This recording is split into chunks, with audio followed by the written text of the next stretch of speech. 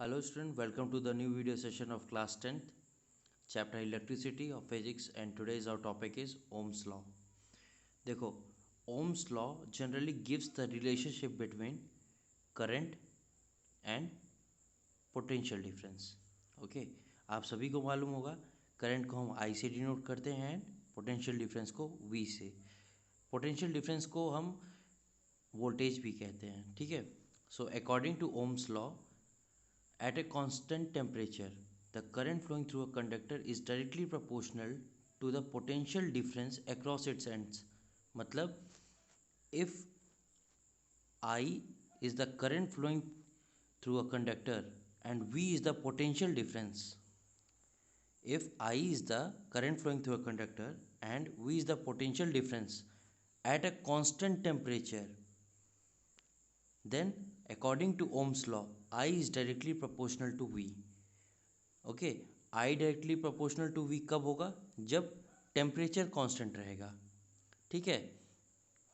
अब ऐसा तो हमेशा होता नहीं है कि टेम्परेचर हर जगह और हर वक्त हर मटेरियल पे हर सब्सटेंस पे कांस्टेंट रहे. सो अब कैसे नहीं होता या क्यों नहीं होता है वो आगे देखते हैं. ठीक है. सो ओम्स लॉ के हिसाब से I is directly proportional to V when temperature is constant, है ना. सो इसको हम इस तरह से भी लिख सकते हैं, V is directly proportional to I. कोई चेंज नहीं है यहाँ पे. सो अगर हम ये प्रोपोर्शनलिटी की साइन हटाएं तो एक कांस्टेंट लगाना पड़ेगा हमें यहाँ पे. सो क्या होगा वो constant? V equals to R into I. R क्या है हमारा? R is the resistance of the conductor. Okay. V equals to, V means potential difference equals to resistance into current. Now देखो, जो वैल्यू होती है किसी भी कांस्टेंट की वो डिपेंड करती है फॉलोइंग 4 फैक्टर्स पे, फिजिकल फैक्टर्स पे. अब वो कौन कौन से फैक्टर्स हैं उन्हें भी देखते हैं. First one is nature, second length, third area of cross section and fourth temperature. Nature कैसे? कि वो कंडक्टर या जो वायर है वो किस चीज़ का बना हुआ है, लाइक एल्युमिनियम का बना है कि कॉपर का बना है या फिर वो आयरन का बना है. तो सबका अपना अपना अलग अलग नेचर होता है उस चीज़ का, किसका वो बना है. सेकंड लेंथ, कौन सा वायर कितना बड़ा या छोटा है. Third area of cross section, मैंने लास्ट वीडियो में बताया था कि एरिया ऑफ क्रॉस सेक्शन क्या होता है. किसी भी वायर का जो डायमीटर पोर्शन होता है, ये पोर्शन, इसे हम एरिया ऑफ क्रॉस सेक्शन कहते हैं. इस पर भी डिपेंड करता है. And fourth one is temperature, कि टेम्परेचर क्या है उसका. अब देखो, मेटल्स का जनरली एलॉयज से टेम्परेचर कम होता है, एलॉयज का ज़्यादा होता है. एलॉयज जो होते हैं वो ज़्यादा हीट प्रोड्यूस करते हैं कंपेरेटिवली टू मेटल्स. इसीलिए एलॉयज़ को ज़्यादातर हम जैसे हीटर वगैरह में यूज़ करते हैं. ठीक है. सो अब ओम्स लॉ क्या बोल रहा था कि I is directly proportional to V तब जब टेम्परेचर कांस्टेंट रहे. तो ऐसा तो हो नहीं सकता ना. अब अलग अलग हमने अभी देखा कि अलग अलग वायर्स का या अलग अलग सब्सटेंस का टेम्परेचर अलग होता है. ठीक है. उनकी अपनी खुद की रेजिस्टिविटी होती है. तो I is directly proportional to V, okay, but temperature will not be constant, right? Temperature will never be constant for all the substance or all the materials, है ना. सो इसी कारण की वजह से ओम्स लॉ को हम लोग यूनिवर्सल लॉ नहीं डिक्लेयर करते या नहीं मानते हैं. It is not declared as universal law just because Ohm's law कहता है at a constant temperature the current flowing through a conductor is directly proportional to the potential difference across its end, है ना. Now आगे देखते हैं.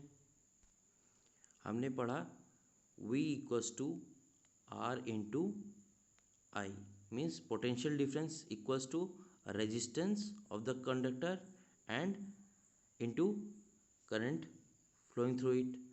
सो इसको हम इस तरह से भी लिख सकते हैं, V by I equals to R, ऐसे भी लिख सकते हैं, है ना. और अगर हमको बोला जाए कि define resistance in terms of constant की कांस्टेंट हमने रेजिस्टेंस लिया है तब हमको डिफाइन करना हो तो कहेंगे कि it is nothing but the ratio of the potential difference between the ends of the conductor and the current flowing through it is constant quantity called resistance, है ना। तो सिंपल टर्म्स में अगर हम बात करें या सरल शब्दों में तो it is the ratio of potential difference and current. Okay, now इसको अब और किस फॉर्म में लिखा जा सकता है, V equals to I into R, ऐसे भी तो लिख सकते हैं, है ना। एंड यहाँ से क्या पता चला कि potential difference equals to current into resistance. इसको एक और फॉर्म में लिखा जा सकता है, that is I equals to V by R, इस तरह भी तो लिखा जा सकता है ना। तो यहाँ पे हमें दो चीज़ पता चलती है, क्या है, क्या क्या पता चलता है, तो I equals to V by R, यहाँ दो चीज़ें पता चलती हैं। पहली तो ये है कि करंट जो है डायरेक्टली प्रोपोर्शनल किसके है, पोटेंशियल डिफरेंस के, एंड सेकेंड करंट जो है इन्वर्सली प्रोपोर्शनल है रेजिस्टेंस के, है ना। तो जब भी करंट इंक्रीज होगा या करंट बढ़ेगा तो पोटेंशियल डिफरेंस भी बढ़ेगा, है ना। और करंट अगर कम हो रहा है या घट रहा है तो पोटेंशियल डिफरेंस भी घटेगा क्योंकि वो डायरेक्टली प्रोपोर्शनल है ना। सेकेंड चीज़, अगर करंट बढ़ रहा है साइमल्टेनियसली, ठीक है, अगर करंट जिस वक्त बढ़ रहा है पोटेंशियल डिफरेंस भी बढ़ रहा है उसी समय, तो उस समय क्या होगा, रेजिस्टेंस जो होगा वो डिक्रीज कर जाएगा। करंट बढ़ेगा तो रेजिस्टेंस डिक्रीज करेगा, एंड जब करंट डिक्रीज हो रहा है तो रेजिस्टेंस इंक्रीज कर जाएगा, है ना। So this is all about Ohm's law, है ना।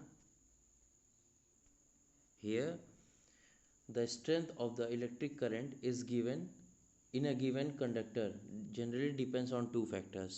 We came to know about that potential difference. First one is the potential difference across the end of the conductor, and second the resistance of the conductor. Okay, so this is all about Ohm's law. So next topic में next video में हम cover करेंगे resistance के बारे में, ठीक है। Thank you.